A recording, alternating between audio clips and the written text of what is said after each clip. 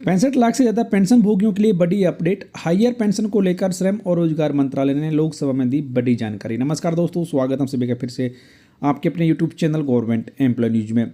दोस्तों, सोमवार 3 फरवरी 2025 को लोकसभा में अधिक मजदूरी पर पीएफ पेंशन को लेकर एक महत्वपूर्ण जानकारी दी गई है, जिसके बारे में आपको इस वीडियो में बताया जाएगा, तो बने रहें इस वीडियो के लास्ट तक। एडवोकेट अदूर प्रकाश जी के द्वारा सवाल पूछे गए थे कि क्या श्रम और रोजगार मंत्री जी यह बताने की कृपा करेंगे कि क्या सरकार को यह जानकारी है कि देश भर में अधिकांश कर्मचारी और पेंशन भोगी जिन्होंने अधिक मजदूरी पर पीएफ पेंशन का विकल्प चुना था, उन्हें कर्मचारी भविष्य निधि संगठन द्वारा उच्च पेंशन प्रदान नहीं की गई है?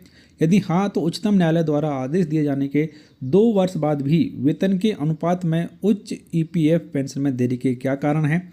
आज की तिथि तक उच्च पेंशन के लिए प्राप्त और प्रदान किए गए आवेदनों की राज्यवार संख्या कितनी है? और क्या सरकार ने लंबित आवेदनों पर बिना देरी किए कार्रवाई करने के लिए कोई तत्काल उपाय किए हैं?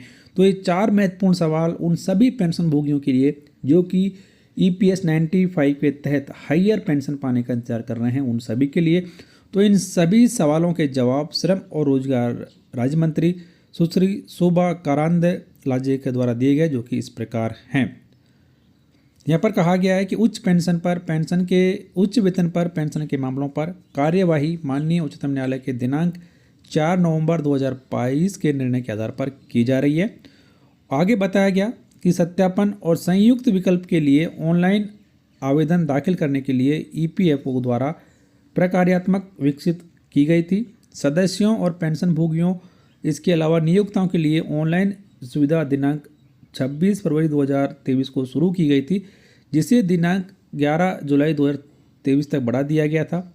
नियोक्ताओं के लिए उच्च पेंशन के लिए संयुक्त आवेदन अग्रेसित करने की तिथि दिनांक 30 सितंबर 2023 और उसके बाद दिनांक 31 मई 2024 तक बढ़ा दी गई थी।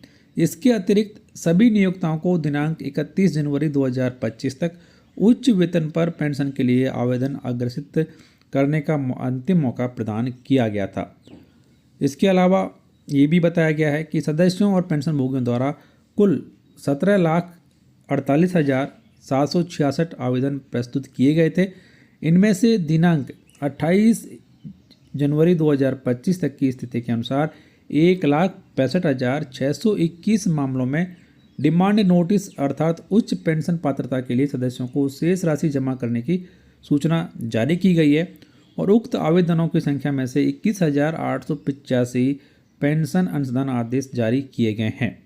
बकाया मामलों के निपटान की बारीकी से निगरानी की जा रही है और प्रक्रिया में तेजी लाने के मामलों में निपटान के लिए फील्ड कार्यालयों को स्पष्टीकरण भी जारी किए गए हैं। तो ये लेटेस्ट अपडेट है कि 17,48,000 आवेदन प्रस्तुत हुए थे, जिसमें से फिलहाल 21,885 संशोधित पेंशन पेमेंट ऑर्डर जारी किए गए हैं।